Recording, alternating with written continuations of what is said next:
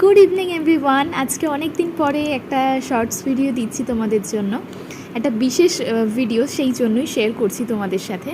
আজকে সকালে মেয়ের জন্য তরকারি তৈরি করব বলে এই পেঁপেটা কাটছিলাম। বাইরে থেকে দেখে বোঝা যাচ্ছে না যে পেঁপেটা পেকে ছিল। তো যাই হোক, কাটার পর দেখলাম এরকম হলুদ হয়ে পেকে গেছে। সেটা তো না হয় অন্য কথা, কিন্তু পেঁপেটার ভেতরটা একবার লক্ষ্য করে দেখো, ভেতরেই দানা শুকিয়ে তার মধ্যে আবার গাছও হয়ে গেছে, পাতাও এসেছে। দেখো, মানে এটা আমার ফার্স্ট টাইম দেখা এরকম হলো, মানে দেখতে পেলাম। তো তাই ভাবলাম যে ভিডিওটা তোমাদের সাথেও শেয়ার করি। এরকম ছবি আমি ফেসবুকে অথবা গুগলে দু একবার দেখেছিলাম, কিন্তু আমি এই প্রথমবার দেখলাম। এই দেখো, দানাটা শুকিয়ে চারা বেরিয়ে তাতে আবার পাতাও গজিয়ে গেছে। এই দেখো, ভিতরে যে কটা দানা আছে বেশিরভাগটাই এরকম।